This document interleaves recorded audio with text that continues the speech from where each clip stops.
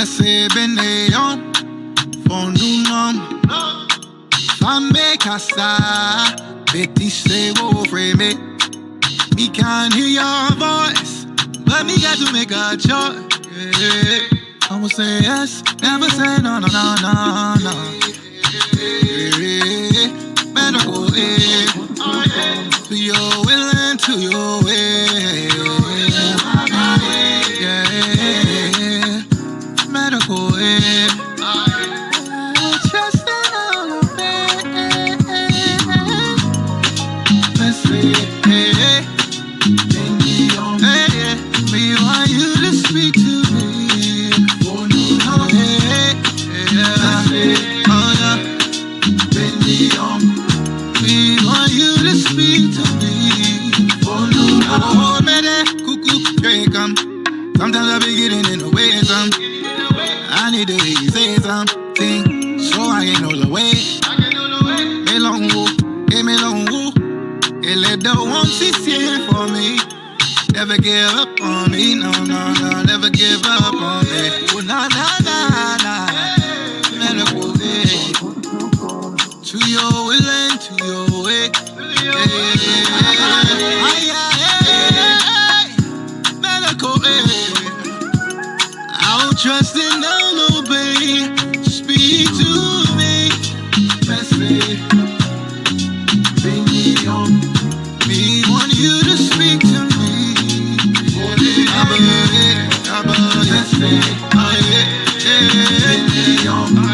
We want you to speak to me. Me long woo. Oh no, no. Me long woo. Me long woo. Me long woo. Me long woo. Oh no, no. I need you to speak. Yeah. Yeah. We want you to speak to me. Oh yeah.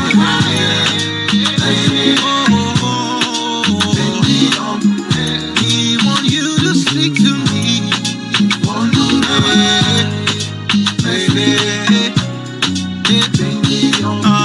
We want you to speak to me.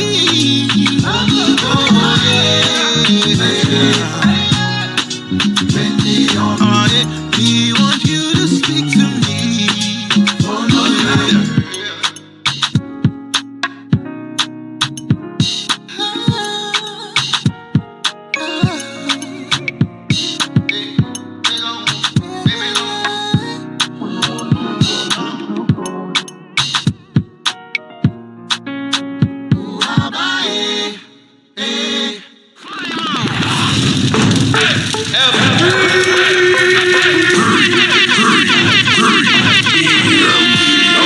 Set it off last year. Y'all know how we did it for the hip-hop fans, but now for the first time ever, it's gonna present a little R&B in this truth music. For the first time hitting the F3 stage. Jasmine Israel. Special performances by Ayoba Ben Yahoo, Shin Nayi. That's how you do some R&B right there. Waymaker. Say Law. We got a waymaker. And of course, yours truly, she had it. So on Sunday, July the 7th, grab the whole family and bring them out for food, fun, and all the festivities. This event is hosted by Mr. OK. Monologue McGaw. got the jumpers for the kids, some good old barbecue, and way more than I got time to mention. So whatever you do, don't miss it. It's your ASAP on the track with my Akeem, Zamaria Sherelle, and Jay Lunch. Hallelujah. Let's go. We got the truth. We got the truth. Torah and Mashiach. We got the proof. We got the proof. Documented That history. good news. Masora. That good news. We got the truth. We got the truth. Yep. You make everything new. Everything new. That good news. Good news. That good news. Here we go. Anybody need love? Yeah. We got it over here, but not the love. That kind of disappears, but it's that love that I wanted for us. We found it in His Torah. He showed us how to love. It's the truth, yeah. What would we be without Him? What would we do, yeah? I told our for the Ruach, giving us truth, yeah. We got the truth, yeah. We got the proof. We got the truth, got the good news. We got the truth. We got the truth. We got the truth. We got the proof. We got the proof. That good news. That good news. That good news. I hope you hear me say that. We got the truth. We got the truth. We got the truth. You make everything new. Everything new. Everything. That good news. That good news. If you need joy, yeah, just turn around and make your way back home, yeah. Come and get your shalom, yeah. Let the weak say that I'm strong, I won't leave you alone. I bet at the end of the song you will be better, yeah. Yeah, sure is coming back together. Promise that we won't be down forever. I heard that you're looking for truth. I heard that you want something new. I told you that we got the truth. We got the truth. We got the truth. We got the truth. We got the proof. And we got the proof. That good news. That good news. That good news. I hope you heard me. We got the truth. We got the truth. You make everything new. Everything new. That good news. That good news. That good news. Talk to him, Jay Lunch. Yeah. Say it loud. We got the Torah. We got the Torah. Gon' spread that Basora. Light it up like a menorah. This is darkness incarnalized, but this the way and that's bonafide. Waymaker personified. Follow Him and you gotta die. My brother's lost and so am I. All these souls are on the line. It's our job to go and find. Telling them we got the proof. They hear it and think that we lose, and they forget that we got the truth. We got the truth. We got the proof. We got the proof. That good news. We got the good news. That's right, that good news. We got the truth. We got the truth. You make everything new. Everything new. That good news. That good news. That good news.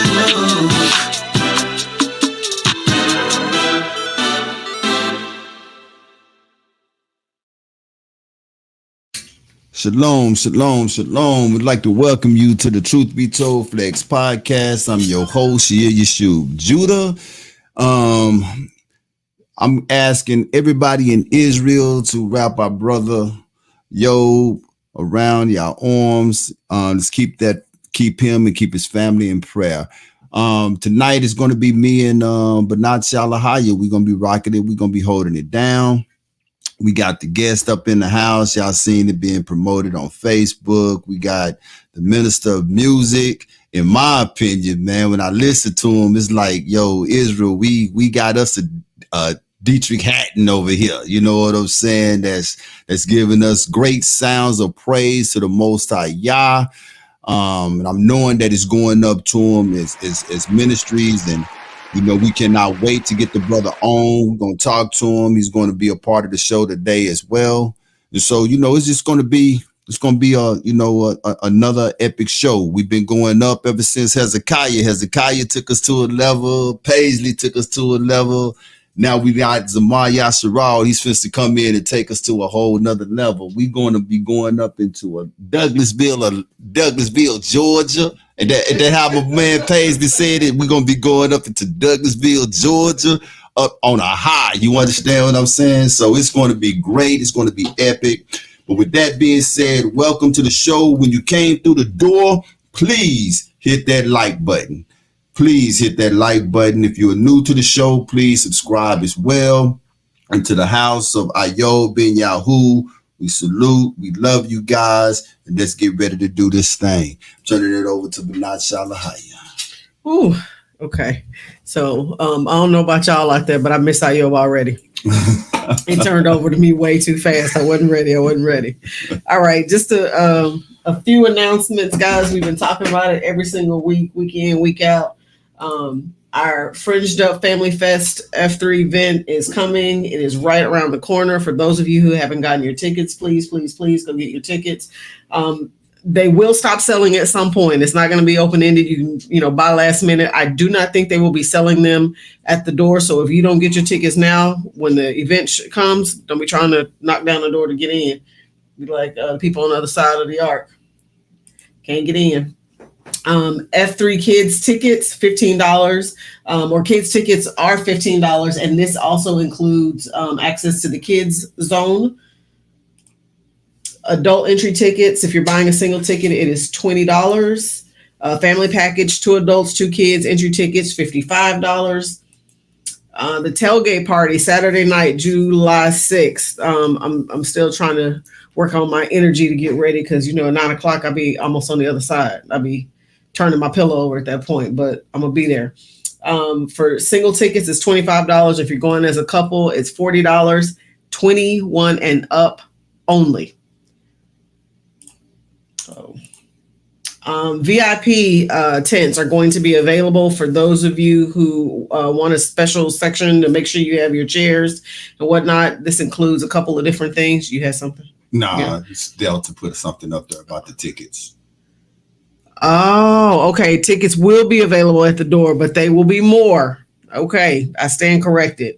I don't know about y'all, but I like to save my coins, so I'd rather get mine now than to try and pay more at the door. But, if your plans change and you need to get some tickets last minute, you still will be able to purchase them at the door.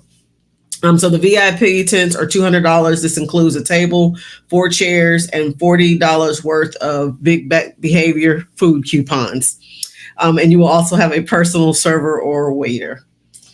What else? Vendor space is still available, if I'm not mistaken. If that has changed, Sister Delta, please let me know so I can inform the people. But vendor space is still available at $75 or $150 or $100 space. You can actually go online to 3mgmusic.com and you'll be able to access all of this information yourself to determine, what's going to be best for you. Fringed Up Family Fest merch is still available. $15 for the hat. $15 for the t-shirt, and for the football tee, it is $25. Again, go to the website and you can purchase your merch.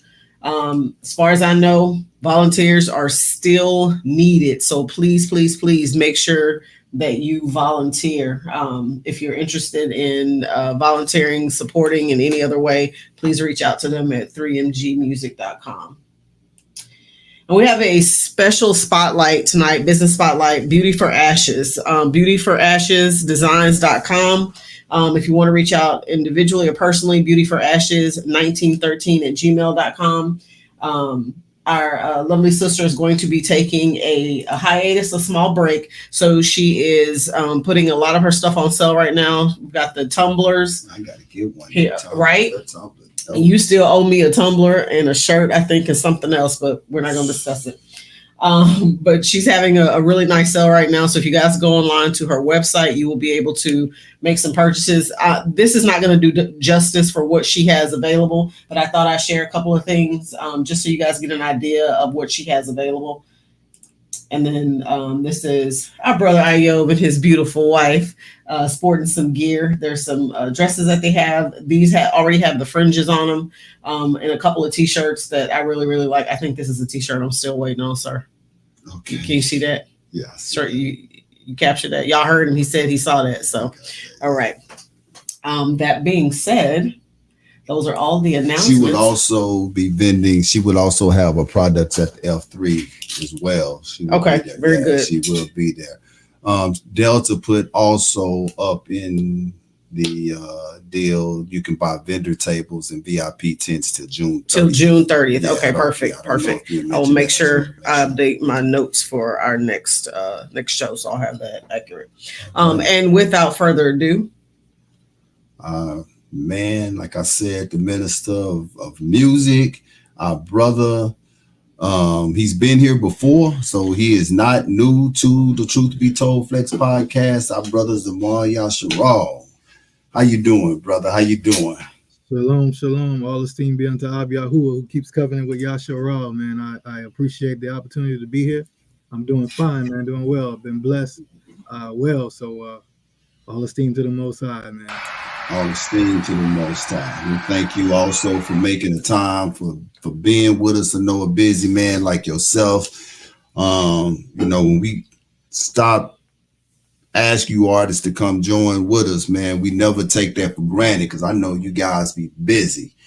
And when I was just going through some of your stuff and listening to your music and, looking at some of the videos you got, I went to your Facebook page. I was acting like a PI, I was checking out, you know what I'm saying, checking out stuff. I said, this brother here be busy, man. You do a lot of ministry. You are well renowned. And so, for you to take the time out to come and sit on the couch at Truth Be Told Flex podcast, brother, we want to say the water for that, ta-da for that, man. And so, we hope that you enjoy yourself, man. But y'all, please, come in and hit the like button. Zamar Yasharal, let's treat him like family here. And let's do what it is that we do. We sent this brother a packet of what we're gonna be talking about today. I don't know how news is for other people and stuff like that, man. But it's a news podcast, so we do like to stay true to what it is that we do. And so we're going to be getting into some topics tonight. Not a whole lot of topics, but we're gonna get into some topics. And so my man said that he'd been reading since last night. Hey, I ain't gonna lie, that kind of made me feel good because I don't know how serious people take this here. You know what I'm saying? For him to say that he'd been reading since last night, I was like, the brother's taking this here for real, man. So I appreciate that too, Zamar. You got anything you want to say, man, before we get going? Man, I want to just shout out to my Mishpachah Remnant Assembly, my family, and my wife, my kids, man, for always supporting me. And I want to send my heart out to Yov and his family and what they're going through right now, man. Praying for the strength of the Most High and the Ruach to just kind of feel out where they are right now and to give strength. And love each and every one of you, man. I praise y'all. All praises. Yeah. Let's keep the house of Yov Ben Yahu lifted up in prayer. He will be back with us real soon. So with that being said, let's go ahead and let's do what it is that we do. All right. So first topic on the docket, Mr. Netanyahu. I don't know how many of you are familiar with what's going on with him and everything that he's doing.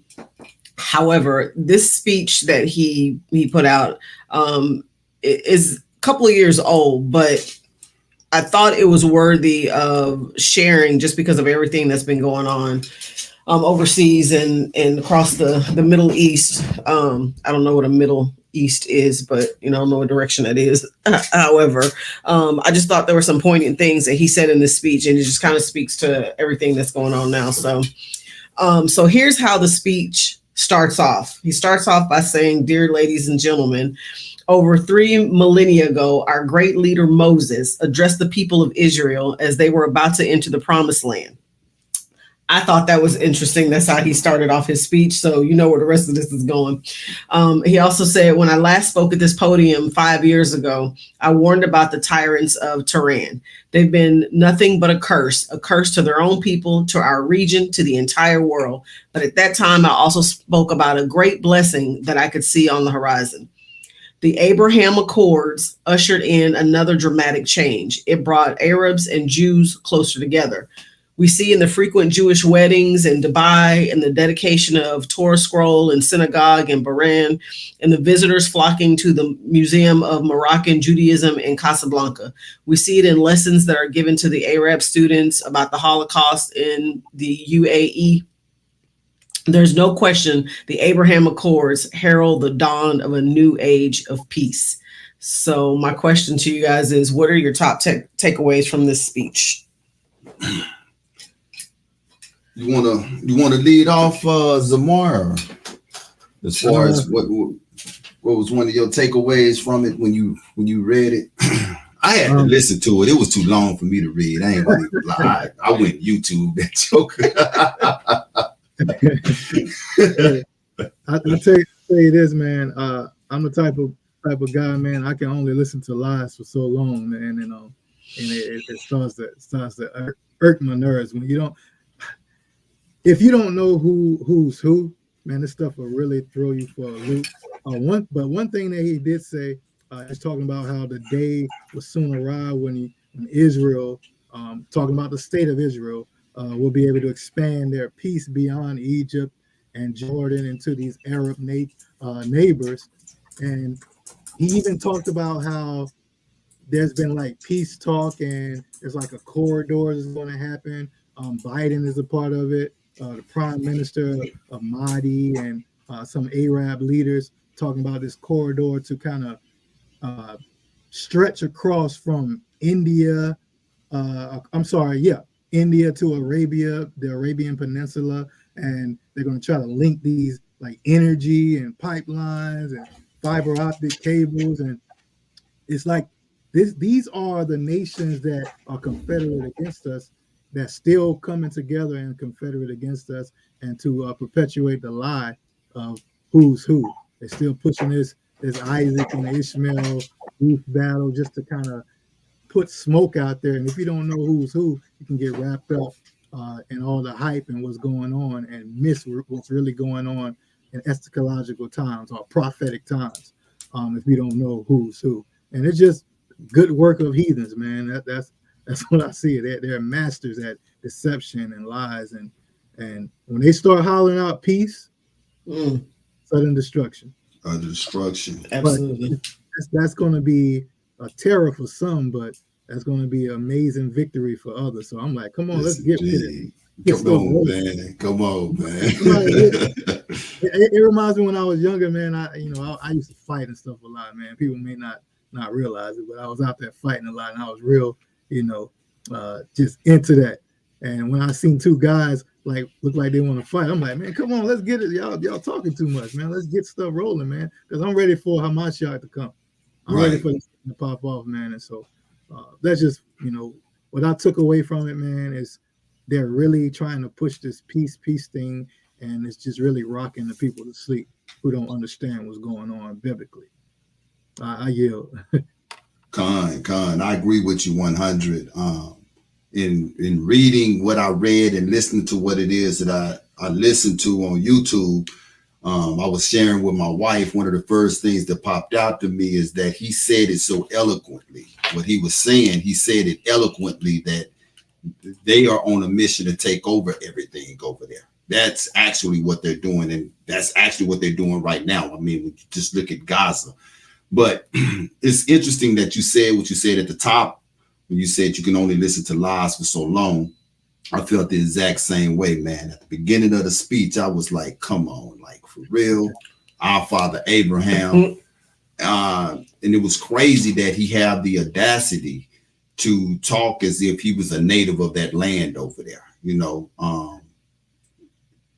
People who don't know, like Zamar was saying, who don't know who is who.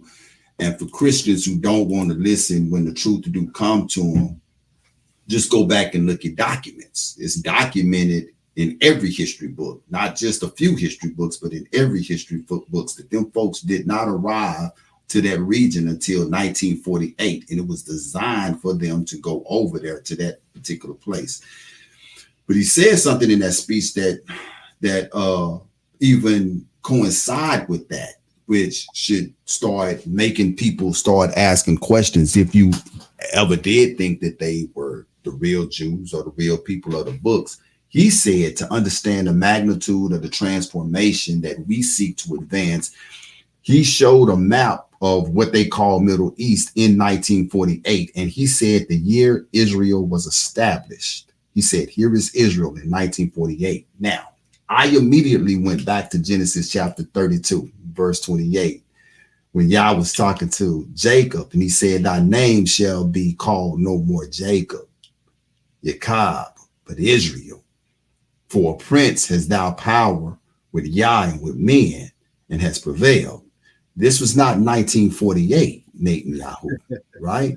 You said that it was established in 48. No, Genesis 32 and 28 was established way well before 1948. So now that should leave people with the question of, okay, so who are these people again?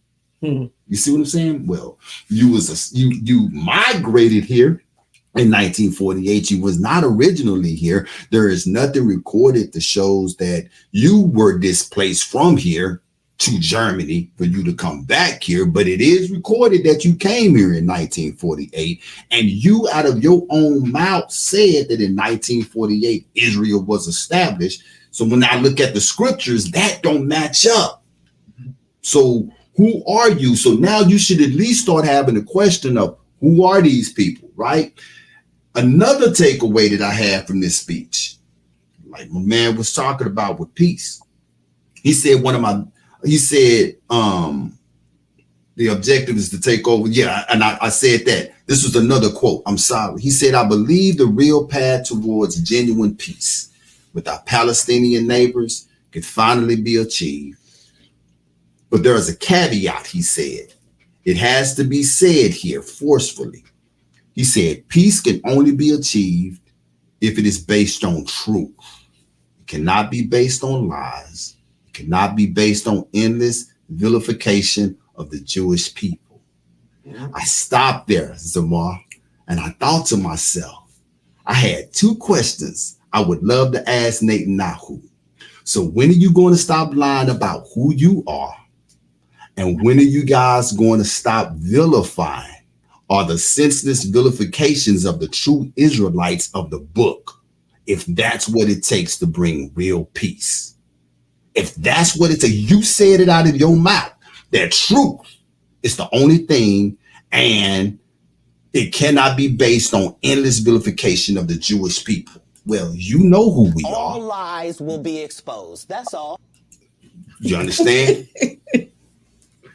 They will all be exposed. Those were the two biggest takeaways that I took away from that speech, is the lies that they continue to extort in plain view of the people, plain sight of the people, and how they, for real, like you said, these are the nations that have confederate together. These are the some 83 nations that have confederate together to make the name of Israel as if it is no more. You know, so I mean, that speech was just crazy. But this guy had the audacity to bring out, the two mountains, and he talked about the blessings and the curses. And I'm like, bro, you're talking about when the nation was established. That was wrong. And then you cannot associate yourself with none of the curses there. None of them. You not one. So it's without even going into deep detail and historical finds, just on the surface level, your lies, they have no right. They have no strength in them. For those who are called, those who know who they are, those who are awakening this time, it's all trash, man. And I just, like I said, there's something in me, like I'm like, man, let's hurry up and get this thing going, man. It's about time. Gone. It's time for us, like I said not long ago, to start trading in the sins that we have in our life for oil from the Most High, so that we can have enough. Because like you say, when that time comes, man, that time is going to be dreadful and terrible for many people. If you don't believe it, just go read 2 Ezra chapter, just start at chapter 13. Go 13, 14, 15, 16. It is not going to be nice. But with that, with what's going to be happening, it's going to be done for our salvation. He promised that he was going to deliver us from our lands of captivity. And what Nate and Nahu do not understand is that he is helping that happen. You know what I'm saying? He is being used, you know what I'm saying, to help us get ushered up out of this joker. You know what I'm saying? And so, hey, I'm like Zamar Yasharal. Say, man, y'all need to come on with it. Now, I know there's stuff I gotta cleanse up. I was talking to my son the other day. I was like, look, fire needs what it needs, an accelerant to burn. And so sin is an accelerant. And so when you say that you're ready for this thing to happen, you know that it's going to burn. You better make sure that you fireproof, by meaning that you got everything up out of you. You know what I'm saying? Yeah, so there's no time to be playing right now. All the signs are on the wall that it's time for us to start getting away every sin and every weight that keeps us separated from the Most High. So when this thing starts smoke, we could be just like 3 Hebrew boys. We could be like Abraham in the book of Jasher. Yeah. Nimrod was like, you lying to me. What you mean he's still walking around in the fire furnace, man? They say, go get him. They went to go get him. They burned up before they even got to the furnace. You know what I'm saying? He had to call that brother out the furnace and he walked out. Say, look here, man, we going to have to be fireproof, man. Yes, indeed. The only thing that would have burnt in that fire is Babylon. That's it. Them ox had no ounce of Babylon in them. We right. got to get every ounce of European thought, European understanding, European perspective out of us, because all that's going to be burnt up. It's going to all be burned up. You know, you still got that in you, and the test come, that fire come, and it's in you, it's going to consume you. Ignite.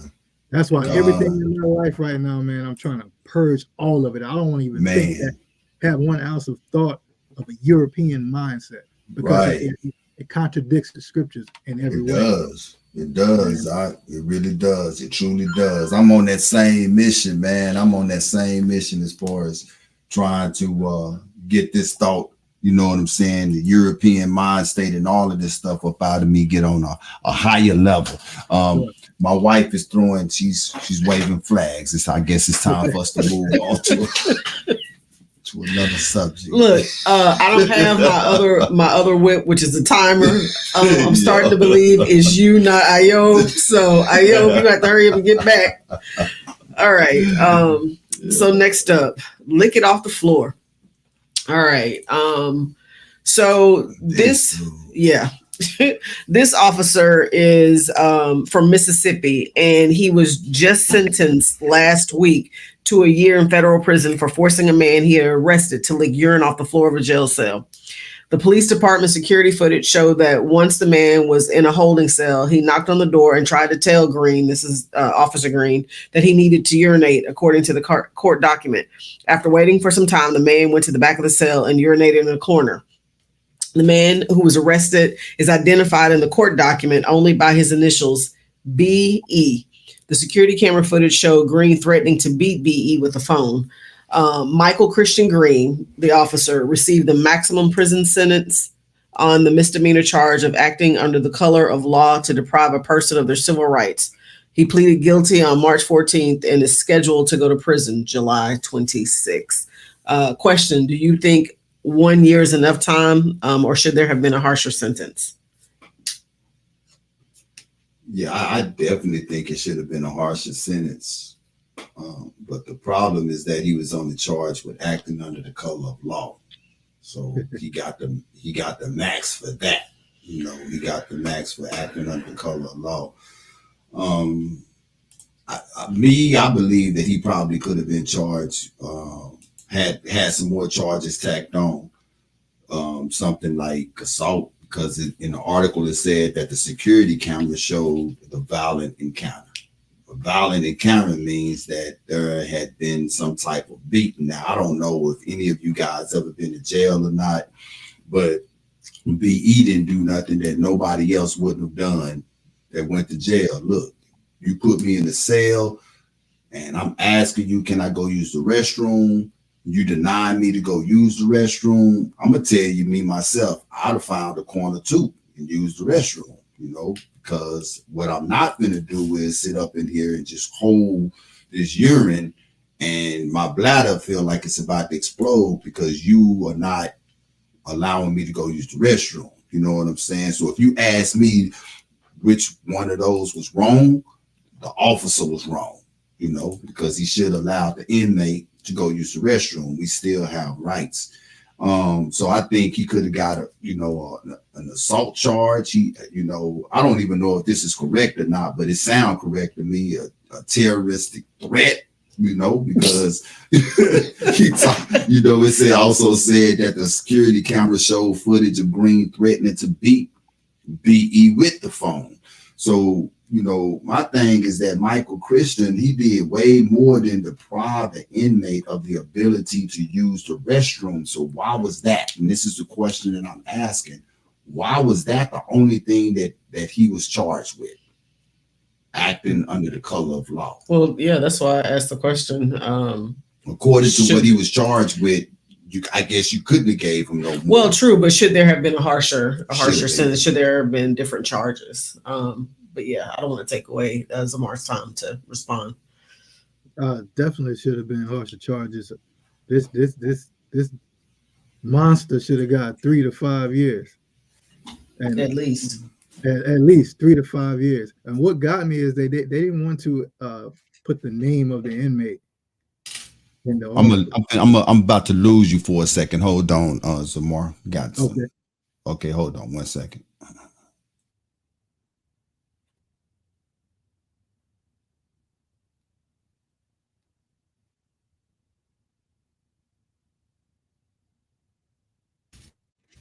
Okay. You good? Sound check. You good? Yeah. Okay. Then. All right. Sorry about that. Yeah. All right. You guys can hear me? Yes, sir. Yes, sir. Yeah. So the fact that they did not put the inmate's name in there, man, that painted a whole different picture for me, because they don't want to, they don't want to paint a different color than what they've already painted, and I think that all's going to see this story means something different to me because I was a correctional officer in a jail in a regional facility, and I've seen how a lot of officers treated the inmates. I actually got wrote up many times because I said yes sir to an inmate. You got wrote up for that? Yes, for saying yes sir to inmate. Now these are men, even though they did what they did. These are men. I see a man that's older than me. I don't care. That's an elder. That's your elder. He asked me to do something. Yes, sir. Right. I don't have to treat you like an animal. I got in trouble for it. I got in trouble, and it was to the point, man, that I was able to go into these dorms and into these cells by myself because the inmates they respected me because I respected them.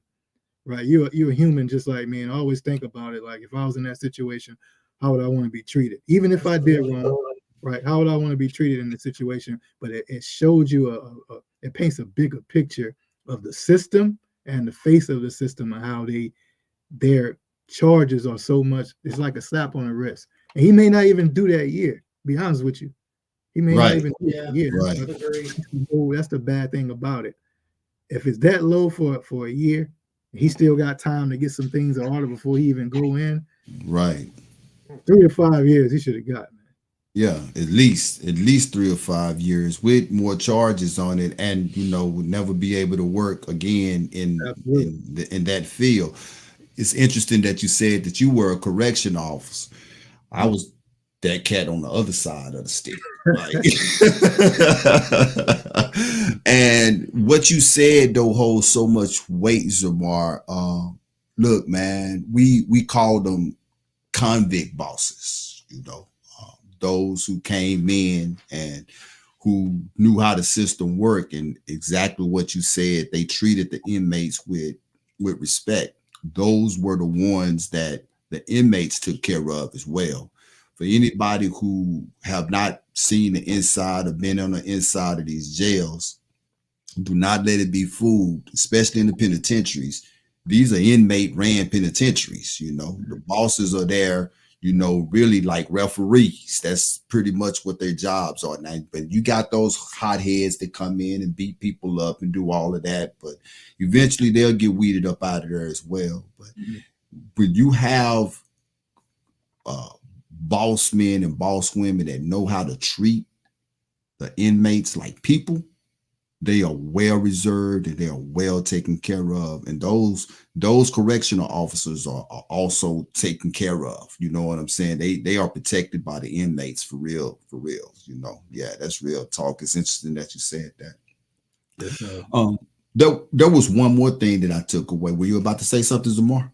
Oh no, man. 3 to 5. That's all I'm gonna say. There was one more thing I took away from this: bad behavior. Police get rewarded for bad behavior. In that article, it said that Green had worked for Pearl Police Department for about 6 months. It said after having worked at other law enforcement agencies, that's plural, in the Jackson area. So when I read that, I said to myself, because I know how they do. They'll come over here and mess up. They'll have to leave, and they'll leave there, and then they'll go over here and they'll do the same thing. You know what I'm saying? Popes in the Catholic Church. Just like Pope. Well, probably like these Dallas pastors, man. Them Dallas pastors going through the ringer right now, boy. I don't know what's going on in Dallas, man. But yeah, So, and what happened? What it do? It just get worse and worse and worse. And so this was, and he would continue to have been doing this if there was not a security camera that caught this incident on this particular day, man. But can you imagine making somebody drink that is disgusting, man. That's disgusting. That's inhumane, man, all the way around. Yeah. And it's just crazy. And you mentioned something. He worked at other law enforcement organizations, and they got that good old boy system that you went to school together, your cousin is my lawyer and stuff like that. So they get the bro. I got wrote up for 2 things. It just made me think about it, bro. For saying yes, sir, because they felt like I was being too personal with the inmates, and because that's what they use. Yeah, being too personal. Being too personal. I would say yes, sir, no, sir. If you wanted an extra plate and we had it, you getting it. I'm gonna treat you like a man, right? They didn't like it. And 2, because I did not want to wear a taser, because the other guy around with their hand on their taser, ready to they itching. I didn't want that image. So when I come to you, I'm coming to you like man to man. Right. I got wrote up for that too, because I didn't want a taser. So it's just see the difference between you, I'm more than sure, and a lot of the other correctional officers is that you didn't come into that job with low self-esteem. You already viewed yourself as a man. You didn't need that position to be over men to make you feel like a man. You see what I'm saying? And that's what a lot of police officers and correctional officers, they make you respect them because they don't get respect nowhere else. I honestly feel like that most police officers and correctional officers didn't have friends in school, never could pick up women. They were, they were bullied, never invited to the parties. And then when they got older, they become and they release all of that frustration out in their jobs on people. And they probably married to a woman and run the whole household. So the only time they could be a man is when they go to work. You know what I'm saying? You don't lay that on their door, huh? That's I don't disagree. I don't disagree. Yeah. All right. So before we jump into our first music break, we have one more topic to hit. And this is one of those. Hundo, Alatunde, Shalom, brother. I really wish Ayo was here because he's the one who keeps up with Biden's age. So I think at this point, he might be 493 years old right now. But with that being said, He decided that he was going to issue another executive order. So the executive order will bar migrants crossing illegally from seeking asylum when there is a high volume at the southern border. Who determines that number? How they come up with that number? Not entirely sure, but this is what he decided to do. And then the White House said the steps will make it easier for immigration officers to quickly remove individuals who do not have a legal basis to remain in the United States. And of course, this is likely going to be challenged in the courts. But then, a small turn of events, he then came back, double back, and said that he's now going to grant, or they're going to grant married couples an opportunity to allow, if one of them is a migrant and has been married to a citizen for 10 years, they're going to allow them to stay without going through all of the major processes that they have to go through. So that being said, do you think there's another motive behind this executive order? What you think, Zabar? There's always another motive, man. It's never as it seems. That was an easy one. That was an easy one. There's always another motive, man. It's just a poker game. They know when it's time for you to move on. They know that they can have some kind of crisis going on that can longer their stay in office and all kind of things, man. Set them up to be heroes at the end. It's all kind of stuff, man. You know, even with him doing this, it could be a whole guise for amnesty, you know, pardoning certain people who are, you know, under federal control and releasing them because of that. So it's all kind of stuff, and that's one of the, you know, when you're in a fight, man, and you know, okay, if it goes down, I'm against the wall. I got this little rock or this stone or this knife hidden right here. I just know if I can get to that, I'll be all right. That's what these guys do, man. Right. Coming to the end of the wire. Okay, this is gonna be my last resort right here. And right. Cause some kind of chaos, and it's always another. You know, story behind the bush with these guys, man.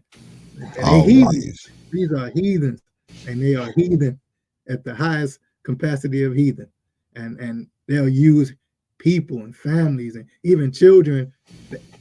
This whole situation will leave a lot of children unprotected, and you got sex trafficking going on. So that's a whole nother crisis that can be, you know, released. And brother, it's just like, brother, they don't care. They don't care about us, man. They don't care about nobody. Michael Jackson told us. They don't care, man. You are just little pieces on the game puzzle. If I lose, and you know, I'm gonna set up this move right here. And if I lose that piece, that's fine because I got a different goal in mind. Mm-hmm. It's always that, man. It's always something behind it. What it is, that's the hard thing to find out. That depends on what side of the European understanding that you're on. Because a lot of us buy into that system, like voting for these guys, and man, I stay away from all of that. That has nothing to do with my nation. But people who buy into that, they fall into the trap easily, man. I get it. Mm-hmm. Yep. You said something, sex trafficking. And I believe that the United States government is the biggest sex trafficker in the world, man. With all of the immigration stuff that's going on. I mean, we talking about thousands of people that have been lost in the systems, dude. That done fell between the cracks that nobody know absolutely nothing about. Just take a stroll through your Facebook. You'll see so many people posting about people who are missing. Just like, dude, we live in a country where we got cameras everywhere. You can't fart without a camera seeing you. You dig what I'm saying? Like, so you cannot tell me that all of these people are missing and don't nobody know where they at. Here in the city of Houston, you look at the news got every freeway in this big old city of 4 million people on camera. It ain't nowhere in this place that you cannot go that is not on camera, you know. So you say sex trafficking. This is one of the reasons why immigration is so wide open. And they tell the people that, yeah, we know we got to slow it down. We know we got to stop it. Yeah, with this, that, and the other. Man, they making hand over fist with money with these people. So interesting. One of the things that stood out to me is earlier this week, I think it was yesterday, and I actually took some notes on it because I was gonna not really add it, but throw it out there. There was a migrant from Ecuador that got busted. I want to say it might have been New York, but don't quote me on this. He got busted for sexually assaulting a 13-year-old girl who was in the park with her boyfriend. He found a knife somewhere in the park and thrown in some trees mysteriously, and used that to sexually assault this 13-year-old girl. And when they caught him, one of the things that they revealed is that he's been here since 2021. So why he's still here? If y'all know he here illegally, why we ain't send him back yet? First thing. And then the second thing is he said he has never done anything like this before, and he has no idea why he did it. No clue why he did it. Generally, people who have those kind of behaviors, that's repeated behavior. Right. That's repetitive behavior. Right. But if you watch the newscast or the report where they talked about this, there's supposedly all these people in the neighborhood who knew about him. They were interviewing people. Every single one of those people they interviewed looked like they got paid $50 on the side to say some stuff about this guy. Now, I'm not going to say it didn't happen.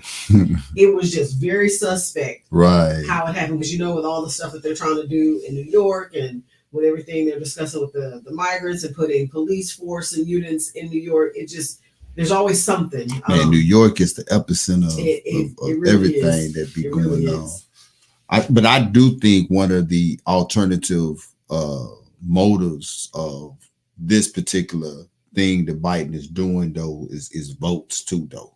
Oh, for sure. Because the Republicans are big on doing something about these migrants. And so this move shows that Biden is feeling the political pressure about the border issues, and this speaks volumes within itself.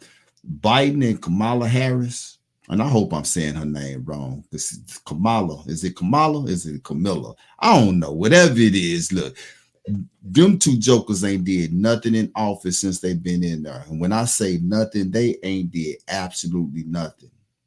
And for some reason, this old man, for the life of me, I can't understand why he wants to get back in there.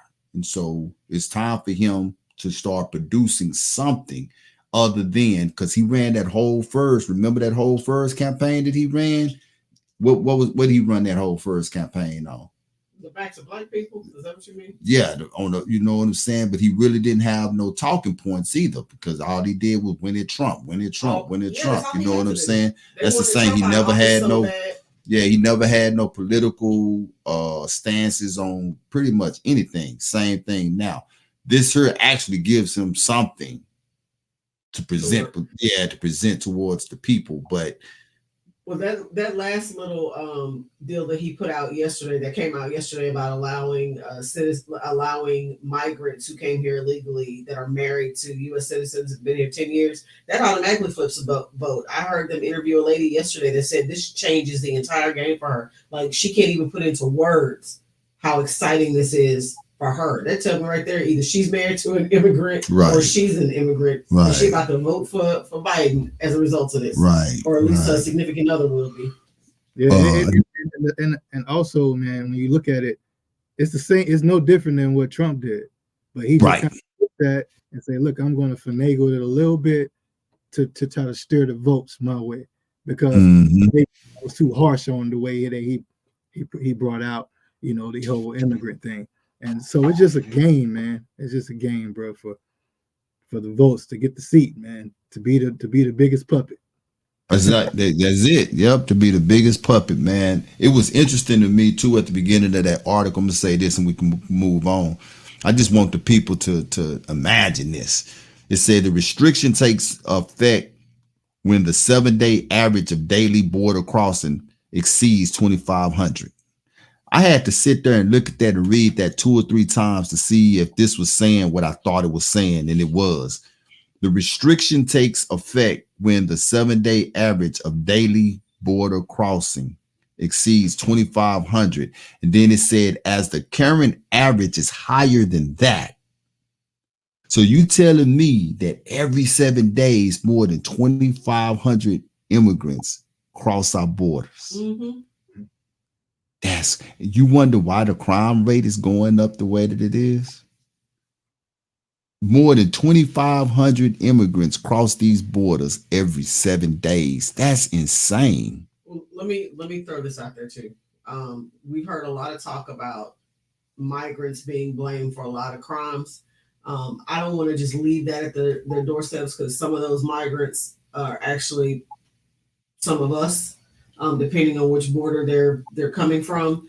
It's very easy to blame people that don't look like the Europeans on crimes. But the same way back in the day when we used to get blamed for various different crimes, knowing we had nothing to do with it, you can just easily blame it. Who you gonna believe? You gonna believe this good European dude or this Karen over here, or are you gonna believe that the migrant did it? That's why I said it was interesting to me that they just randomly found this guy who they've known have been over here since 2020. Right, I understand what you're saying, and I agree with you as well. But that's still a lot of people that don't belong. I absolutely agree with you on that. I just think we have to be careful of placing blame, because that's one of the talking points. It's one of their narratives. Me living in Houston, Texas, know daggone well that we can't blame all the crime on migrants. For say, boy, look. Woo-wee. And it do not be migrants, okay? Yes, indeed. All right. What we got? We're gonna hit this first music break. It is Lower by Zamar. Let's get. Can I be honest with me?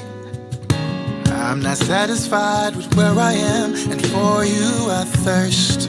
Will you come closer to me? But you say there's something that I must do first. It feels like something is missing. I don't know. Can't comprehend all the distance. And if I be quiet and listen, I can hear in the spirit. You gotta get closer. You gotta get lower.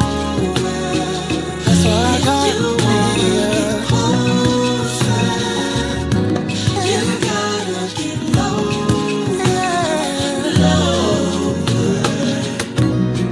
That's where your presence is. That's where I find you. And the direction is down to get closer. You gotta get lower. No feet, they can't feel the void, no. No shofars and all the noise just won't do it. I need you, yeah. Cause those head wraps and fringes are filthy rags without you, yeah. It feels like something is Something is missing. Can't comprehend all the distance. And if I be quiet and listen, I can hear in the spirit, You gotta get closer. You gotta get lower. If you want you gotta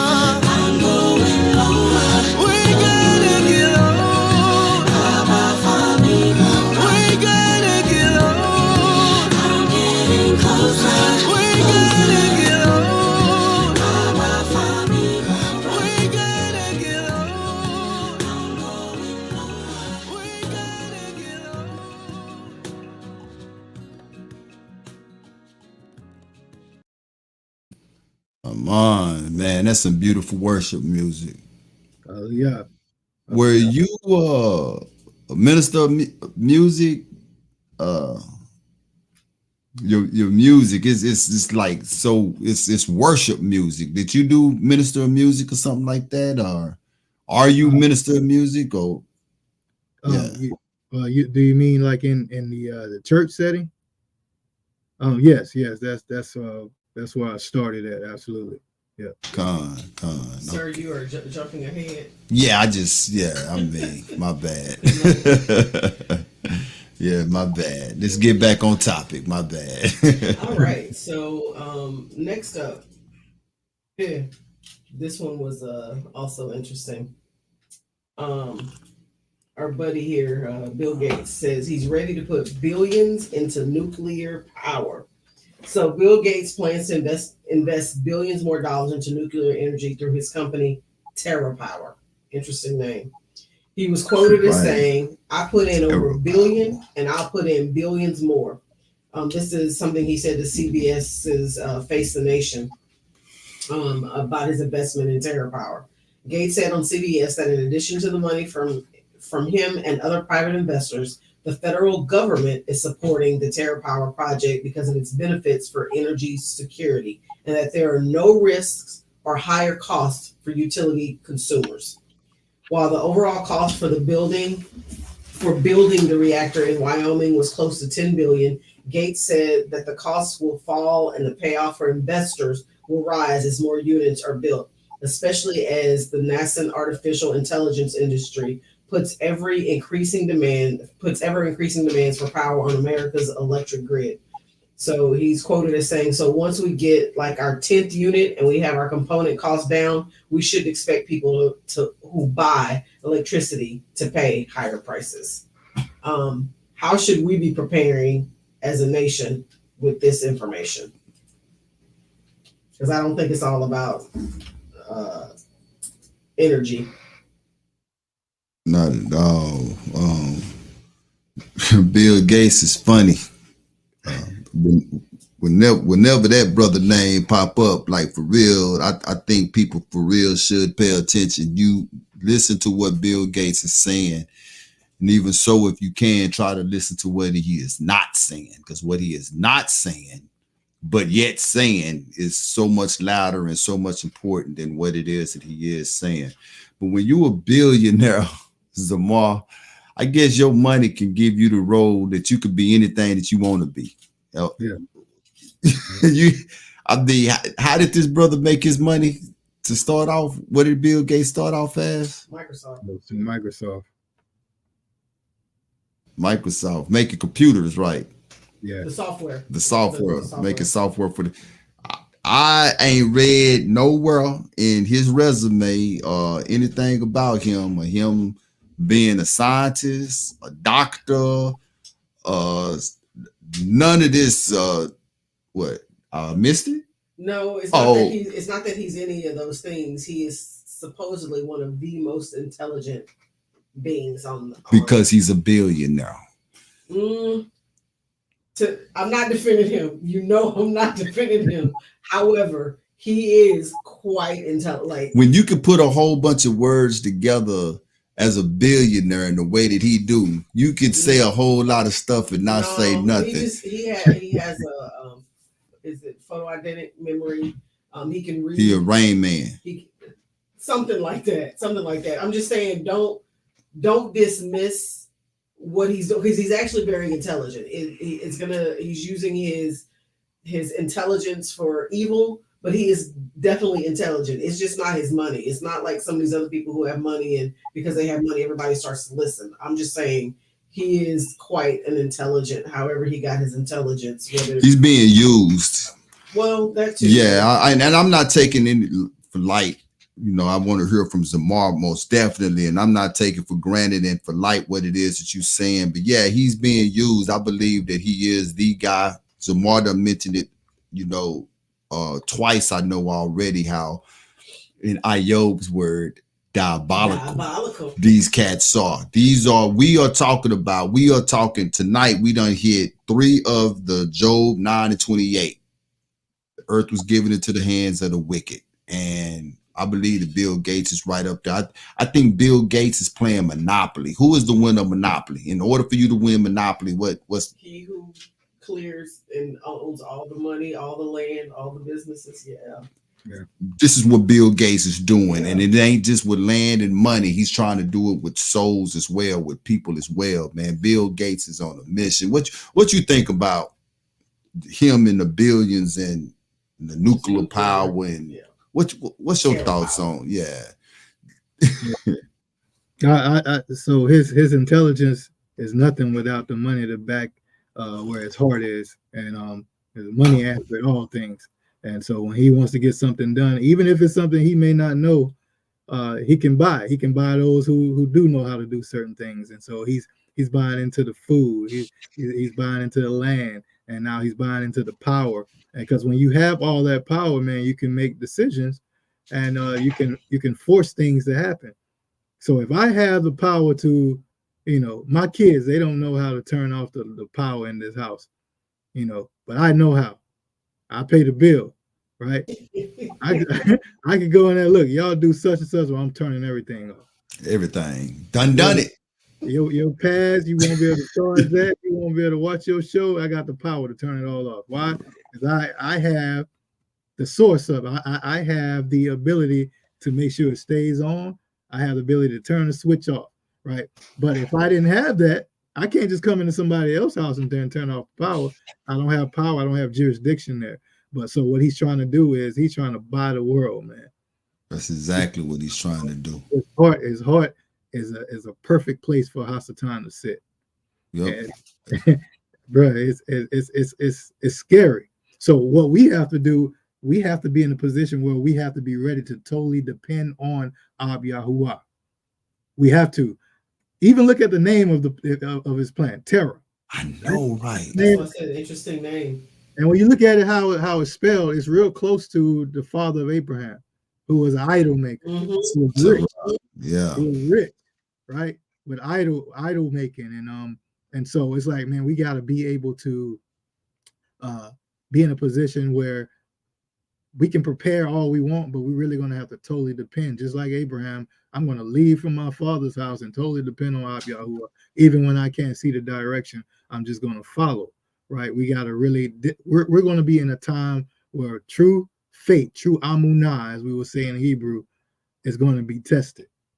And we can prepare. We can get water. We can get candles. We can get all those things, right?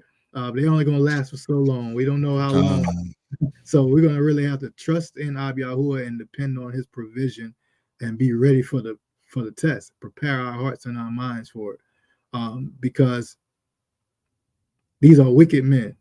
These are wicked, and they're not hiding anything. He's in the open with everything. And so it's always a opportunity for us to say we know who we are. We know who our mighty one is, right? Most High has always tested his children. Right. He always tested his children. Are you going to follow me? Are you going to depend on me? I'm going to take you from a place where they was taking care of you. Everything you needed was there. Their gods, their system was there. I'm going to take you out of all of that, and I'm going to see if you can really trust and depend on me, right? I'm going to take it all from you. So we got to be able to fall into the arms of Yahuwah and be all right. Be all right. I believe that the ultimate test is coming, and the Most High, he doesn't just let stuff come upon us. We see stuff. We see this what's going on. Warnings. Absolutely. Warnings. He's got it out there. Like, this is what I'm doing, and so we just have to be ready to trust Ab Yahuwah. I yield. The Ark that used to be a part of the Truth Be Told Flex podcast. My cousin, his name is Safa, and Safa means watchman. And what you just said a while ago made me think of that name, Safa, because we are seeing it come. Look, the Most High did not just call Israel to be a nation and to be his children just because he just wanted children. He called us to be a nation and to be his children for a specific reason, which is through us. We are transmitting utilities. That's what we are here in earth. And when we empty ourselves and we allow him to fill us with his ruach, now our job is to be like the prophets, which is to cry out loud and to spare not. We seeing these things happen. It is our responsibility. Because before I was a Hebrew, no, I've always been a Hebrew. I'm sorry. Before I knew that I was Hebrew, when I was in the Christian church, it used to irritate me because the church was not, in my opinion, doing what the church was supposed to do, which was to let the people know what was happening. And I used to always get on them about that. Well, come to find out that the church is doing exactly what it's supposed to do, which is to keep the people in darkness. It's our responsibility. Matthew, he called his disciples, which were all Hebrew, which were all of the nation. And he told them to go out into all nations and teach and to preach and to baptize in the name of Abba and of the Father and of the Son and of the Ruach HaKadosh.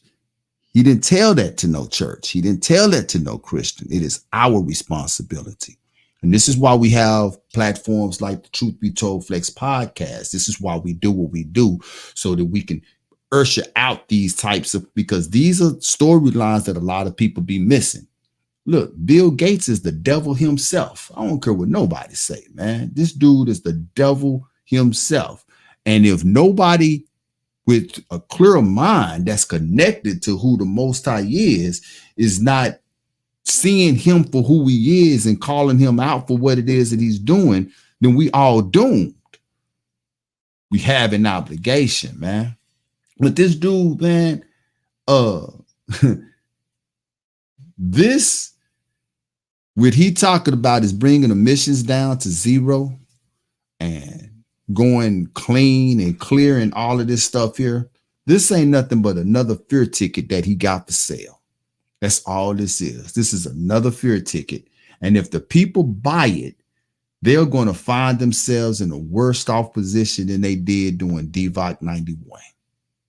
He already said when we were on lockdown, he came immediately after lockdown and said, look, the emissions decreased by a certain percentage when everybody was on lockdown. Just thinking we were on lockdown a little bit longer. Hey, when the devil talk like that, the devil is saying, look, I'm finna start locking all of you people down at some point. So if you don't conform, now think, he got billions, which means that he can influence the government. Agreed? These are the people, they litigate, they make laws and they pass laws. So if he got billions, influence the government, they make laws. If you don't do this here, then this here is what's going to happen to you. That brings us back to Matthew 24. They're going to persecute you because of my name's sake. We're going to be the first ones on the chopping block. We're going to find out. The brother Zamar said, look, total faith in Abba. Total faith. He gonna break this thing down to where you gonna go to your brother, ask for help, and your brother gonna be like, nah, I can't do it. You gonna go to your sister, I can't do it. The only person you can depend on is gonna be our Father. That's it. And that's what it is that he wants. And then those that you think that you love you, scripture tell you, they gonna be one of the first, they gonna be the Judases. Yep. All of this, they gonna be the first ones to turn you over.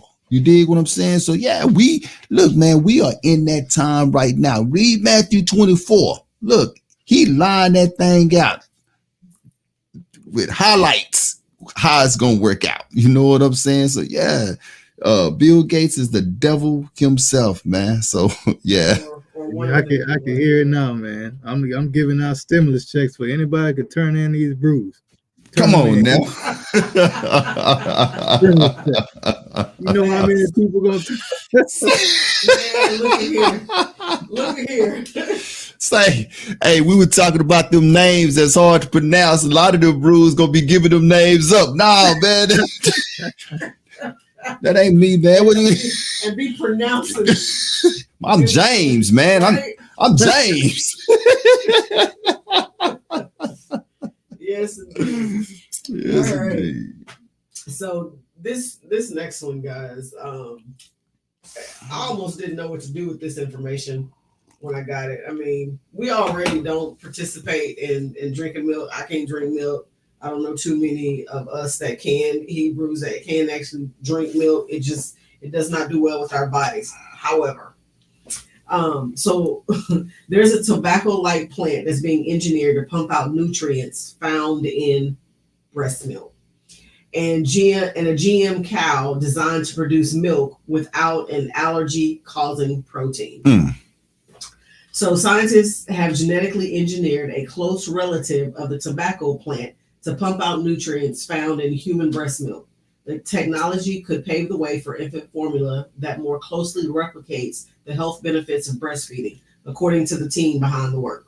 The study demonstrated that the genetically modified Nicotina benfamina could produce complex sugars called human milk. I'm not even going to pretend to pronounce this last word, but it's oligosaccharides, HMOs, that boost healthy gut bacteria and have benefits for the infant's immune system. Man. So that's on the genetically modified breast milk using tobacco plants. That's crazy in of itself to me. And then the next one is a genetically modified cow whose milk lacks a substance that causes allergic reactions in people has been created by scientists in New Zealand. In their first year of life, 2 or 3 in every 100 infants are allergic to a whey protein in milk called BLG. The researchers engineered the cow called Daisy to produce milk that doesn't contain this particular protein. Just in general, what are y'all thoughts on this? Go ahead, Zamar. I know you got some thoughts on this, brother. I'm lactose intolerant, man. I can't deal with the milk any. And neither my kids, man. They want to be Yahuwah. They want to be Yahuwah so bad, man, and they want and they disguise the stuff with something good, right? But they're not going to tell you what's in the inside of it. They're not going to tell you what they add to it, and they're attacking the infants, they're attacking the children. Yeah, that was my thought too, man. That they start young. The way with milk, man, this has everything to do with getting something in these children. The way she lined that out with the breast milk to the regular milk, they go to show you that they have an agenda. Look, they know who we are. I don't know how many times we have said this on this show. And they also know that if we are who we say that we are, which they know that we are, they know that we have a connection to our Father. Mm-hmm. They know that. And so with all of these chemicals and with the jab and with the stuff that's in the foods and all of this stuff here, they are doing their best to break that connection. They breaking down our DNA. They break it down. They are slowly chipping away at what did Psalms 83 say, man? That they have confederate together to take the name of Israel to make it as if it is not. You know what I'm saying? So what are they doing? They making war against the children of the Most High. That's exactly what they're doing. Look, this here was crazy, Zamar.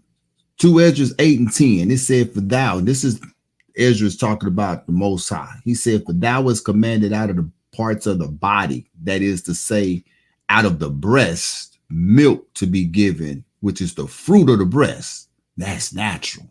Mm-hmm. That's natural. Zamar, you said that you lactose intolerant and the majority of your family is. Well, the majority of us all together is lactose intolerant as a nation. We're not supposed to be drinking that stuff, you know? And she read, it said the study demonstrated that genetically modified nicotina, and I can only think that that's nicotine because it's a tobacco type plant, right? Nicotina benfamina could produce complex sugars called human milk. There is nothing that y'all can do that can produce human milk, first of all. And it's just like Zamar said, they want to be the Father so bad that they go through stuff like this here and they dress it up the way that they do. So my question to both of you guys is this. Do these scientists want us to believe that their genetically modified breast milk is better and healthier than the Most High creation, which is nature?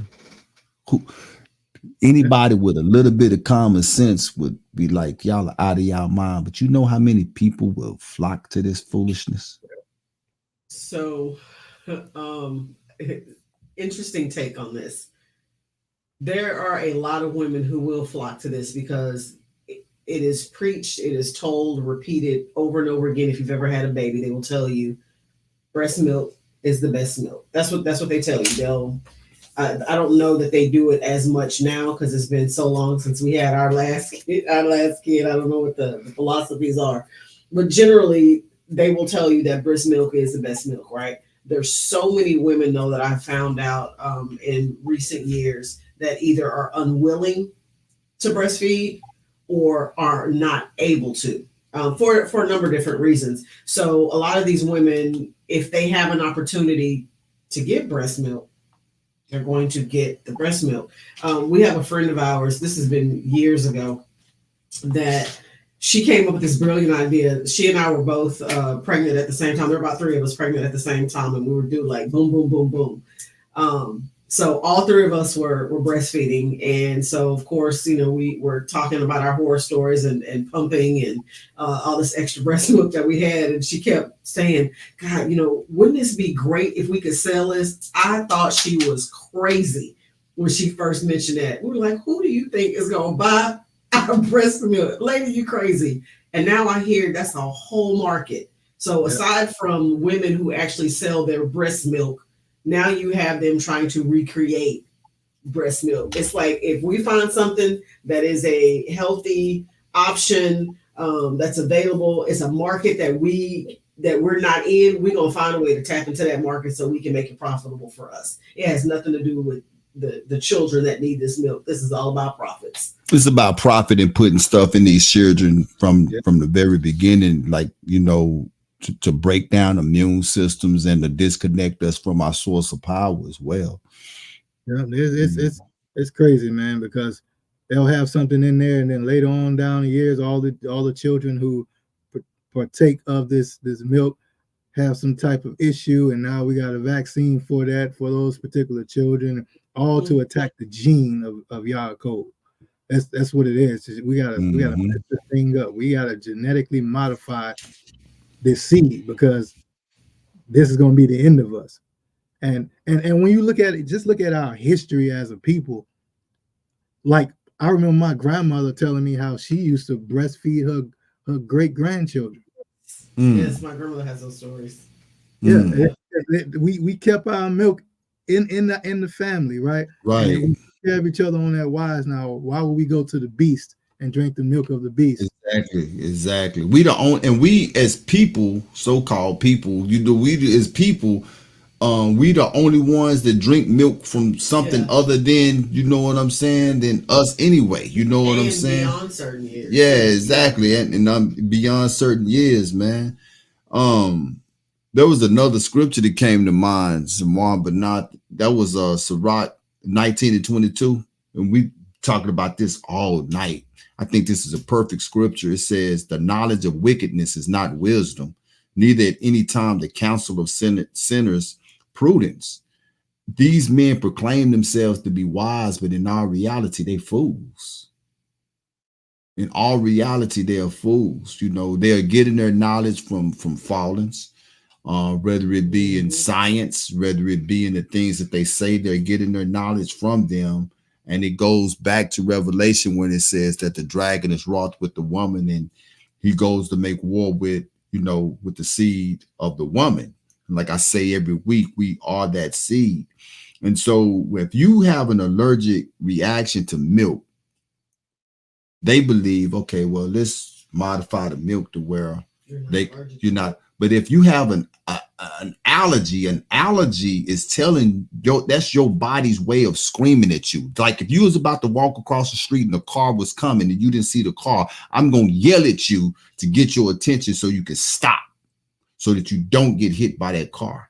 That's what an allergy is. That's why that's your body's way of yelling at you, telling you, hey, don't put that in me no more. I disagree with that. Whether it be acne, whether it be, your face swell up, whether it be your gut tear up, don't put that in me no more. You know what I'm saying? That's what your body is telling you. So if And it was interesting. It said 2 or 3% of infants are allergic to cow milk. So off the bat, that tells me we probably don't need cow milk. Right. Well, you know, the other thing too is they will tell you that before a child is even a year old, you should not introduce them to cow milk. If you got to wait a whole year to introduce them to that, to me, what it almost seems like is you have to get your certain vaccines in before you can Absolutely partake of that Right. cow milk. So Right. yeah, interesting. Yeah. This one threw me for a loop, and I think when I saw the first article come in, it was maybe 3 minutes later. I saw that other article, and I was like, "You have got to be kidding me!" So this must be meant to be discussed. So they working on the babies in one, and the older people in the other. Yeah, It's all about their milk. these jokers done made a whole cow. Cow, absolutely. And she got a whole name too. How about that? Daisy. Whew. All right, so we're going to take another music break, and then when we come back, we're going to go into our Beyond Critical Race Theory. So, and this next song is probably one of my absolute favorites by Zamar. So, this one is called Promise Keeper. That's my jam.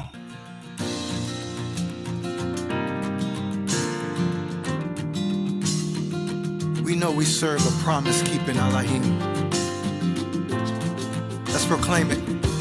And let's say it in Shri. Here we go. Wade, woo boshesu, Yahuwah. Wade, woo boshesu, Yahuwah. You say, yeah. Woo boshesu, Yahuwah. Wade,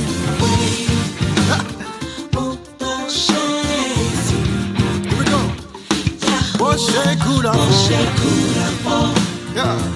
Boshe kura fo, Boshe kura fo,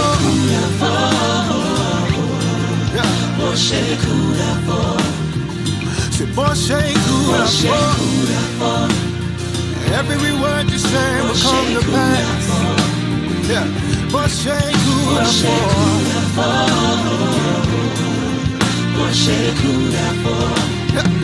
Let's say it in English. Say you fulfill your promises, Yahuwah. You fulfill your promises, Yahuwah. You say, yeah. Fulfill your promises, Yahuwah. You. Yeah. Fulfill your promises. Yeah. You keep promises. Say every word you say will come to pass. So you keep promises. Hallelujah. You keep promises. Yeah. Say you keep promises. Yeah. You keep promises. You keep promises. You keep promises. Here we go. See, I put my trust in you, yeah. Your word will never return void. It will accomplish all that you promised. You cannot lie. Oh, I put my trust in you, yeah.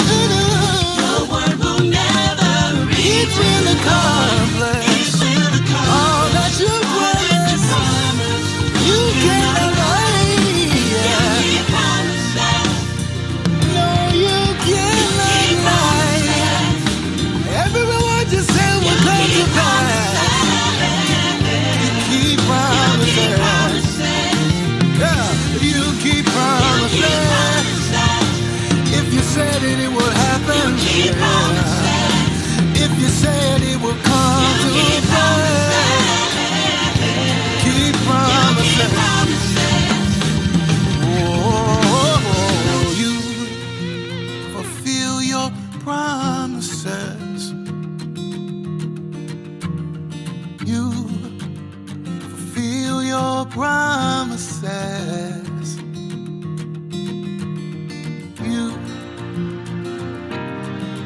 always do what you say. You fulfill your promises. Yeah. Man, I love that. That I had that song on repeat, Zamar. Hallelujah.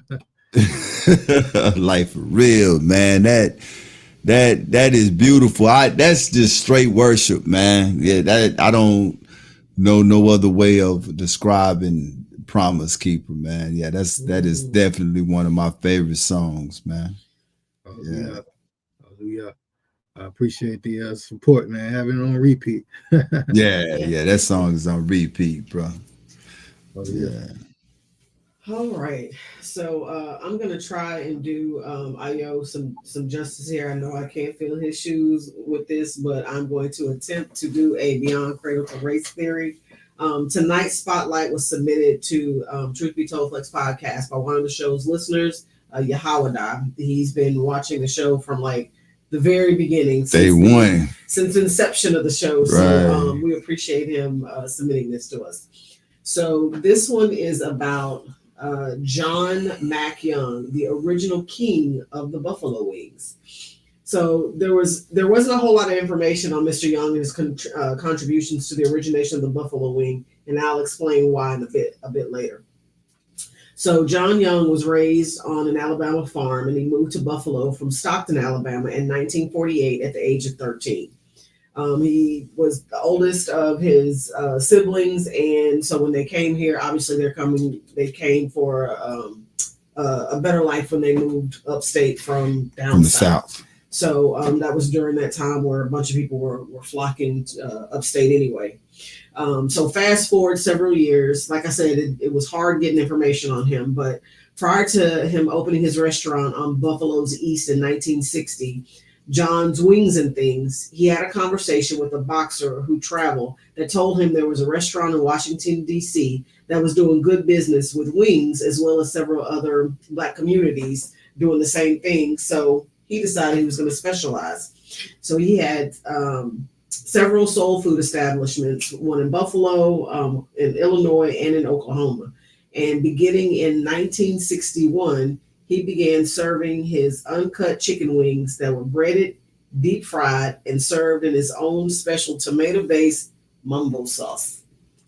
And this was at his Buffalo restaurant.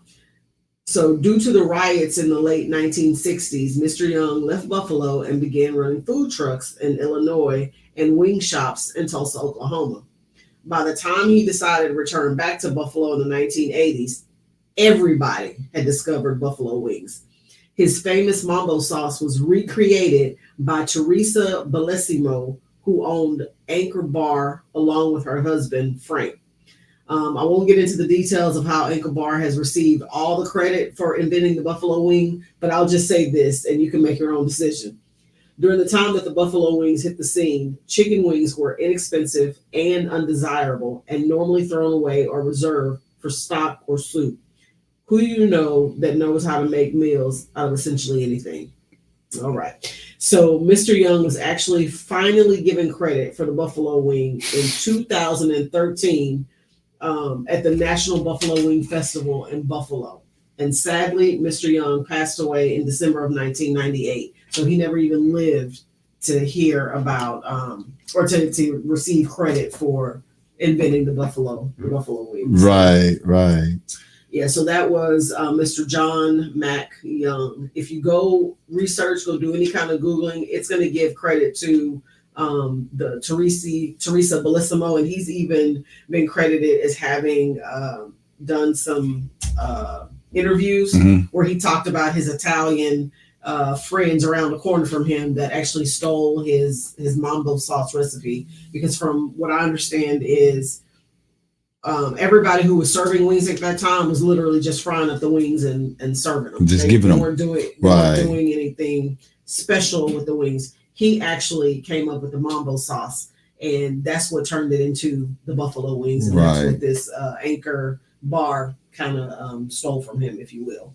So that is our Beyond Critical Race Theory for tonight. So I hope I didn't do too bad. Like I said, I knew I can't fill Ayo shoes, but I figured I'd throw that in there since I know everybody really likes the Beyond Critical Race Theory. So, what are y'all's thoughts on this one?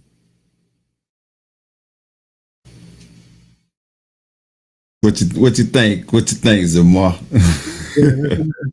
That's a typical thief story, man. That we so many things, man, just been stolen and ideas, and but the thing is, what I love about Abi Yahuwah, he's all about restitution. All that stuff coming back, everything that was stolen is coming back, man. I've learned to just kind of laugh at this stuff now, man. It's like it's pathetic. Like we just can't have nothing, man. We can't have a chicken wing, man. Not even a chicken wing. We can invent all these great things, but I gotta get that wing from you too, man. I can't. Not chicken wings. We can't have locks. We can't have box braids. We can't have none of it. They literally steal everything that we have. Everything. But what did Yasha say? He said we the salt of the earth. Did he not? We got all the flavor. Karatas, I say we got the Zataran. You dig what I'm saying? We the Zataran. But look, it go to show you too. I think we done said this a million times on this show. It goes to show you that these people would die quickly without us. They have no history. They have no culture of their own. Everything that they have is stolen, not just from us, but from every other civilization, every other nationality, man. And so, this don't surprise me whatsoever that they would steal that. But yo, I'm like Asaph. That's a Hebrew right there. You dig what I'm saying? Look, the wife asked the question, who do you know who could take nothing and make something out of it in the kitchen? Look, I done seen my mama do it plenty of times. Just go up in there and be like, look, and then out come a surprise. And when I tell you it be stomping, you understand what I'm saying? Look, I ain't even know we had that. You know what I'm saying? Like, look, where man. you get that from? Exactly. So it's a beautiful thing though to see that brother operating in the way that he was operating. I think I heard Washington, D.C. I think I heard Cleveland. I think I heard Oklahoma. You know what I'm saying? This brother here was doing his thing, and like Zamar said, man, Abba Yahuwah was watching not just him, you know what I'm saying, but so many of us during that time. These were the people that still allow us to be here today. If it weren't for these type of individuals, they've been trying to get rid of us, man, but you can't get rid of. We ain't going nowhere. We ain't going nowhere till the Most High say it's time for us to go. And when we go, y'all ain't gonna be ready for what's next. I'm just gonna go and tell you, man, you is not gonna be ready for what's next. So, yes, indeed, man. Asaph Yasharal, welcome, brother. Thank you for being up in here, man. That brother there got some fire music too. Hey, yes, sir. Listen, hey, I gotta shout out my aunt, man. He, he's very instrumental in my albums with mixing and mastering and production. And so that sound, bruh, hey, that's the secret sauce right there, man. Come on now. And listen, that Praise Through the Fire album, man. Listen, y'all throw that on repeat, bro. It's setting the bar. Yeah. And that was one of the things I was going to say as well, that you guys are for real. You, Ayob, you guys are beginning to set a standard in Israel that we could produce a sound other than hip hop, other than rap, Asaph Yasharal. Look, and it's a sound that has been much needed because everybody don't like rap. You know what I'm saying? Some people like music, and you guys are giving us a whole different sound. And I am, me myself, I can tell you, I'm very appreciative of that. This is a great segue then, because the next part of the show was all about our artists. So you did a great job segueing into that. Yeah, Con. Any questions that anybody that is in the chat that you have for Zamar, please submit your questions. We will do our best to try to get those questions to Zamar as well. So yeah, let's find out about Zamar Yasharal. Let's do it. Yeah. You have any questions, but not? So I do. I usually don't do this part of the show when you guys are talking to the artists. I just kind of sit back and listen. But I figure you didn't want to do all the talking. I'm probably wrong on that, though, huh? All right. So my thing is for those of you who have not had an opportunity, because I believe Zamar was on the show a while ago, but it was on our R&B hook side. Mm-hmm. So for those of you who have not had an opportunity, or those of you who have, these may be some repeat questions, but bear with us because we want to make sure that everybody gets to learn about our artists. That's what this spotlight is for. So my first question is, how long have you been in the truth? How long have you known that you were a Hebrew? So we are coming up on 7.5 years of this journey, man, and it's been scary, man. It's been scary, bro. I really see how toe up Jacob Children is, man. He got some bad kids, man. Coming up on 7 years for me. Okay, I'll praise this. How did you learn about the truth? From church, sitting in church and being a youth pastor and looking at the book and realizing the denomination and the doctrine that we were teaching wasn't lining up with the scripture, and looking at all the holes we were jumping over. I'm like, wait, hold up. Okay. It's not enough. And so I played keys too. So I it was so bad. I told the pastor, I said, listen, I gotta sit down. I can't teach this stuff no more. I'll just play the keys. But even sitting down at the keys, it wouldn't sit right with me. But I remember my last service. It was doing Sunday school, and we was reading in the script. I came from a UPC, United Pentecostal, European Pentecostal church, and I remember the Sunday school lesson was stated right there, clear as day. It says there is no more bloodline Israel. It says the church has replaced Israel as the spiritual Israel. I ran to the office of the pastor. I said, man, look at this. This is a lie. That's not what the script said. He's like, well, we've been grafted in, and I'm like, no, I can't do it no more. Can't do it no more. And so that was like in the middle of my journey of walking into truth, and every day I'm learning more and more truth. So I think that's awesome. Go ahead. So I have a theory. I apologize. No, so I did. have a theory that most of the time, for most of us who learn that we're Hebrew, who come into the truth, already had questions. It usually just doesn't resonate with people who don't have questions. People who are generally what we would call sheep, they just follow along and keep doing what they're doing. But for those of us who had questions, who had doubts, who felt like things weren't adding up, is kind of how we came into it. Is that kind of what happened with you? You already had questions, and so you started to pick things apart, or it just fell in your lap? I was always I'm black, and I'm black in reality, but I was always a black sheep. I was always a black sheep. I've heard that so many times. Go against the grain and want to question everything. That just was me. And I felt like if you say something, you gotta show that to me. You gotta show it to me. And if you can't show it to me, then I'm gonna try to find it out for myself. And that's just what it was. And most people in the awakening right now, that's how they are. They're like that, man. They've always been the side person, the one on the corner, the oddball. You know what I'm saying? Their mind when everybody wants you to shut up. That's just how it is. Yeah. Those nappy head, hard head ones that don't want. Yep, you are absolutely right. So, do you have a question, or do you want me to throw one from the chat? Yeah, you can go to the chat. So, Michael Batya says McCall says any upcoming projects. So I just released about I guess it's about a month now, Alkebuline, the music we've been listening to.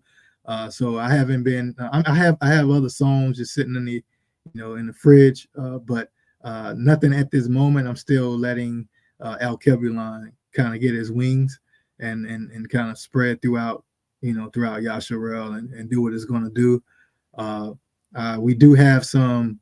I do have some upcoming engagements this week. As a matter of fact, I'll be flying to Missouri with my Asaph and Leah and Lorvins, Yapa and Lutch. I'm going to be at the Wealth and Wisdom Conference in Kentucky, and then of course we got the F3 on July the 7th. There's some talks of some other things going in. I'm not going to speak ahead of myself, but as far as an actual music project right now, nothing at this moment because of the newly released Alkebuline album.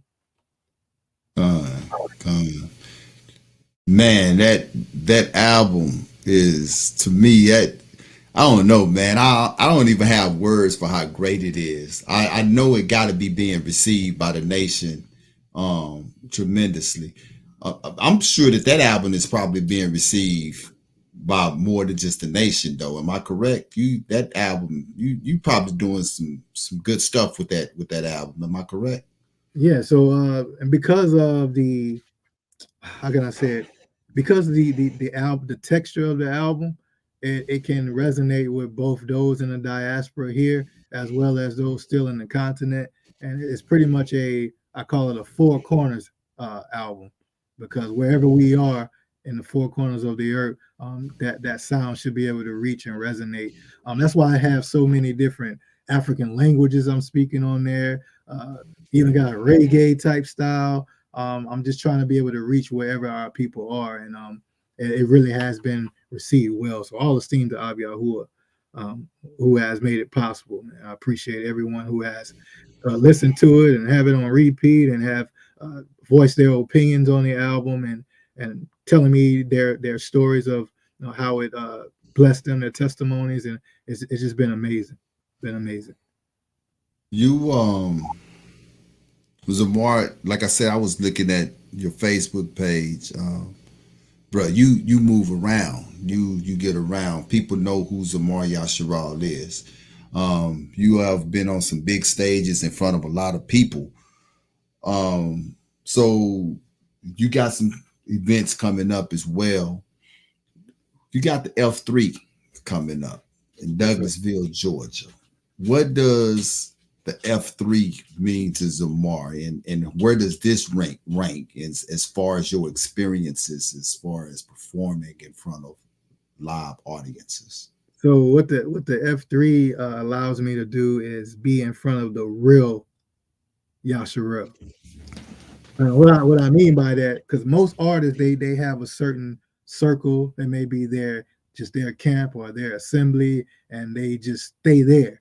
But when you go to the F3, man, you got different camps, you got people from different assemblies, you got people from all walks of life coming to one event, and you get to really see Yasharel for what it really is, because of the dynamics of the different walks and the different understandings and all those different differences of understanding. It means nothing at the F3. We here, to be amongst one another and rejoice and have a good time with one another. All the doctrinal issues, all that stuff is outside. It's outside the door. You my Koti. And so it means something.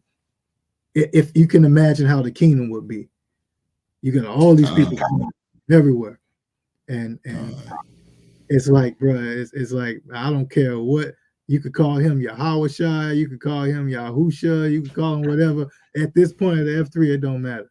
It don't matter. We fam, and I go to war for you. It don't matter. So it's a time of looking in the mirror, and everybody that's there, you can see yourself, and it's amazing experience. Beautiful thing. I remember last year I got there. It was about maybe 100 people walking around, and I blinked, and next thing you know, there had about 400 people there. And I blinked again, man, it's 600. I'm like, man, right. Hey, I bet you last year with it being the first one, if Mono had known that all them people were showing up at a blink of an eye, he'd have came to you and told you to stop blinking. Say, stop that. Stop blinking, man. They was in there, man. Had the stage Yeah. going, man. Everybody was just it was just all love. You felt a hive.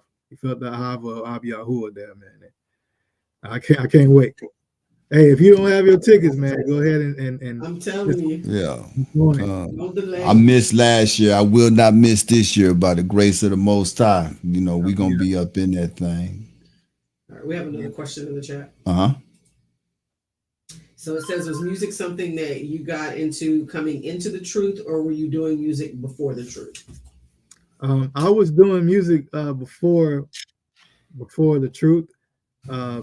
You know, on the Christian side of it. And it wasn't really, I guess it wasn't received well, or it just wasn't the will of Ab Yahuwah. But yes, I was doing music. It's fun. Crazy thing about it is when I started singing, I was in a singing group, and we were trying to do R&B. And guy who was producing us at the time, he said, "Listen, y'all need to do gospel music." And we was like, "Why?" And he looked at it was like four of us. He said he pointed to one guy. He said, "Because you too fat." He looked at me and said, "You too black and you got glasses on. You don't look the part, man." Oh wow! Right. You switched over to gospel, man. And blessings in disguise, huh? That is funny. That is funny. So I have another question for you. Are there any truth artists that you haven't worked with that you're wanting to work with? Absolutely, man. Definitely Hezekiah. I would love to work with Jasmine Israel, Ayob. I gotta get with my Ak, man. Ayob, man. Listen, he got something special, and so I definitely want to work with him, man. Big homie Yerp, Paisley, all of them, man. If I can. Right. Okay. Yeah, with your style and with their styles, everybody that you rattled off there, man, it's like I can already hear it. You know what I'm saying? Yeah, I can already hear it. So I'm really about to put you on the spot with this one. Who is your favorite truth artist? My favorite truth artist? I'm gonna have to say Asaph and Yasharel, Asaph and Leah Yasharel, man. They got something crazy, man. Something wrong with it. Something is wrong. Yeah. Hey, bro. And you know, and it's not just because I sing, it's just because I understand the other side when it comes to music and what it takes, and it's not easy. It's not easy, and so to see what they do with something a task that's so hard, and how they bring it forth. Because when I listen to music, I don't listen to music as a consumer. I listen to music as a musician, so I know dynamics and how hard it is to get certain things to flow like you want. And just working with this guy and seeing how he masters everything, and he does everything in a Kodesh way, man. It's just, you know, it gave me a deeper appreciation for their music. All praises. So, your project, how do you pronounce it? Because the way you pronounce it is not how I was pronouncing it. Some people say Alkebulan, or that's how I was pronouncing it. Yeah, Alkebulan is how I said it. Alkebulan. Okay. So I did look it up, so I actually do know what it means. But if you don't mind, what does that mean, brother? So you know the heathen came in into our land, man, and they started cutting it up and giving it different names. We know it as the land of Africa, but Alkebulan is the ancient name of that land, you know, the motherland, or the Garden of Eden, some people may call it. But I believe that when we come into this truth, we are walking in Aruka Hashem, which means to restore the name. So we're taking our names back, right? And so I just think it's fair that the place that we come from, we should take that name back as well. And so just the different sounds and languages, it all encompasses Alkebulan as a whole, because it's within us. it's something that's calling us. And so it just resonated with me. And then I spent a little time over there in Ghana, and and performed and did some interviews over there as well, and was able to experience the culture of Torah before my eyes. And these are people who've been living this way all their lives and still don't know who they are because of what the beast has done, man. So it did something to me that when I got back, I had to have an album that commemorated my time being in Africa. I was going to ask you about that. So all praises that you answered that, man. How long were you over there? What was one of your biggest takeaways from being home? One of my biggest takeaways is that system, that Christian system, has stretched across the whole earth, man. One thing I remember experiencing, I was in a marketplace and I'm talking to these brews and we trying to witness to them, let them know who they are. And I see out the side of my eye a white shirt with one of those little name tags on it. They had a helmet on their head and they was riding. It was two guys. Get out of here. Yeah. So I said, I know. I look, man, I picked up a rock and I went to her. I said, man, get away from here. The boy hit that bike, jetted, but they all over. It's a disease. It's a cancer. That's and crazy. They're seeking after only us. Even here, man, you go in the hood, that's where they go. That's where they ride their bikes at. They're after the seed of Yaakov. And so when I went over there, I seen that Christianity, what we have over here is a watered down version of Christianity. Over there, they actually worship the image of JC. It's on a whole different level. Wow. Gods of wood and stones, and it really broke my heart. It really broke my heart, man, to see where our people are, and they really need Big Brother Judah to come through and mend some things. These two sticks got to come together, man. So your experience over there with what it is that you're telling me, because I ain't gonna even. I knew that Christianity was big over there, but I did not know that it was to that extent. Did you come across any brothers over there that knew who we were? Yes. All praises to that. Are they doing the work over there as well? That's the thing, man. Christianity is loud over there. Christianity is so loud, and so they are being drowned out, man. See, it's crazy. I feel like I have more support in the Hebrew community here in the States, and we're really not that big like we think we are. We're really not as large as we think we are. But over there, you got to think about it, man.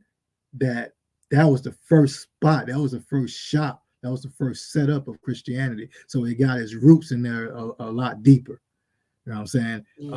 Its roots are thicker over there. And so those guys they are living it, and it's easier for them because they've been living Torah and different practices that we just learned over here. They've been doing that. And so when a person, it's kind of hard to see the picture when you inside the frame. I'll put it like that. Right. And so, with them being there, it's harder for their people to see it. And because they are living things of Torah, but it's mixed with a whole lot of different African spirituality and Christianity and all kinds of stuff mixed. Right. Kind of like baloney. Yeah, over here we just got Christianity and we just pick. I'm gonna be a Jehovah's Witness, I'm gonna be Catholic. Right. Over there, man, it's so much, man, and it's all mixed. If you don't want to pick one, you can be non-denominational. Yeah, and that's really still Christian. Absolutely. I got one more question for you. All right. Yes, sir. Akibulan, again, one of the hottest praise albums that I've listened to within the nation. Asaph, Yasharal, and his wife, they bring that heat as well. But when you make music the way that you do, it's specific. And so the question I have is, what experience do you want the listeners to walk away with when they listen to that project? What was the experience? So if you listen to the album it's 8 tracks on there.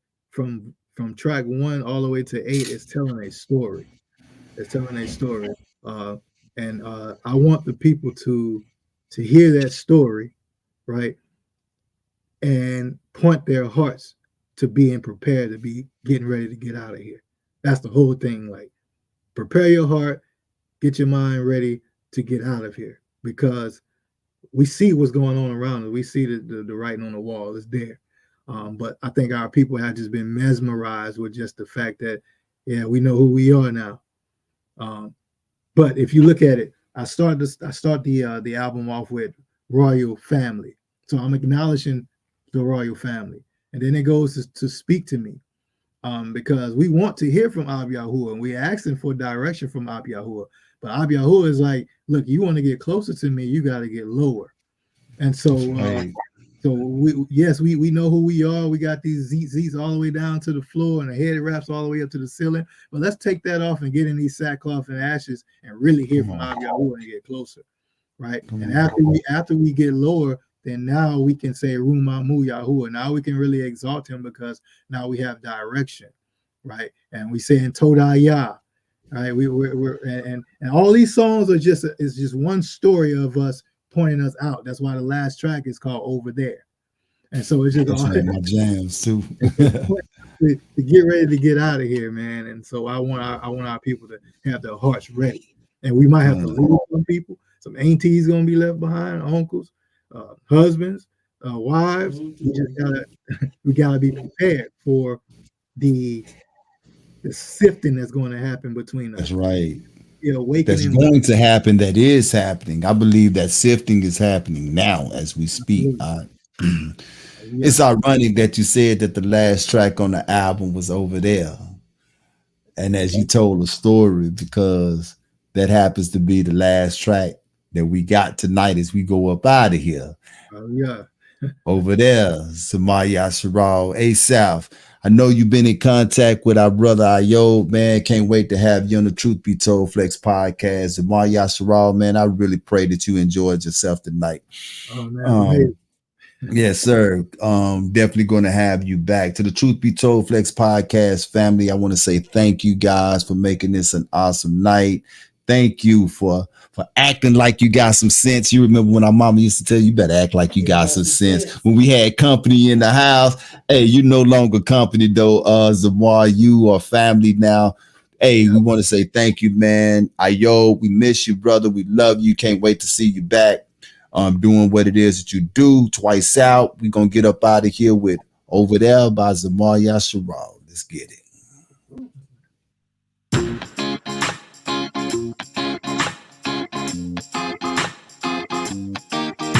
Me, I gotta do this. Oh yeah. Children of the chosen nation, descendants of the royal blood. Oh, time for us to get in our places. Yeah. Time for we to walk it out in love, in love. Get no time to pack, we got free run, have to run. Whoa. A better life is over there in Zion, Zion, over there, over there, over there, over there, over there, over there. Over there, over there, say over there, over there, over there, over there, over there, over there in Zion. Them say, no killing over there, no killing over there. And brethren live in peace and harmony. Harmony. Chocolate faces smiling, no more fear, no more fear, no more fear. And the children walk on diamonds in the street, in the street. Over there, over there, over there, over there, over there.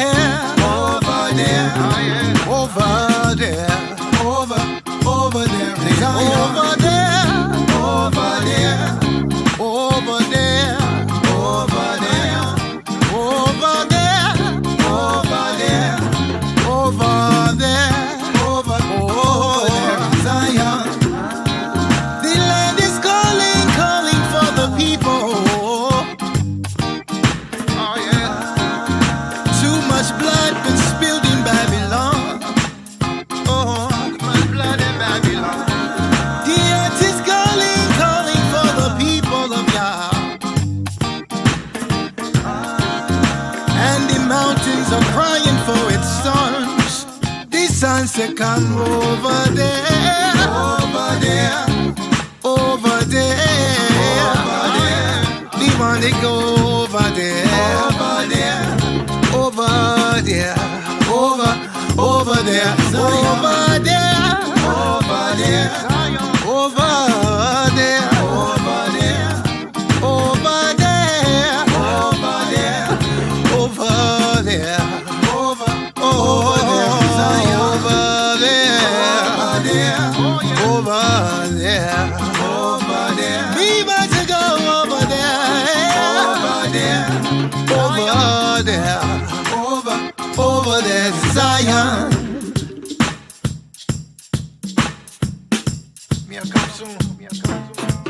To all the daughters of Zion and Jacob's sons, it's time to go. It's time to go. It's time to go. To all the daughters of Zion and Jacob's sons, it's time to go. It's time to go. It's time to go. You say all the daughters of Zion and Jacob's sons, it's time to go. It's time to go. It's time to go.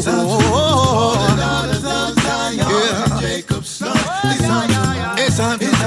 It's time to go. It's time to go. It's time to go. All the daughters of Zion. I can feel it. It's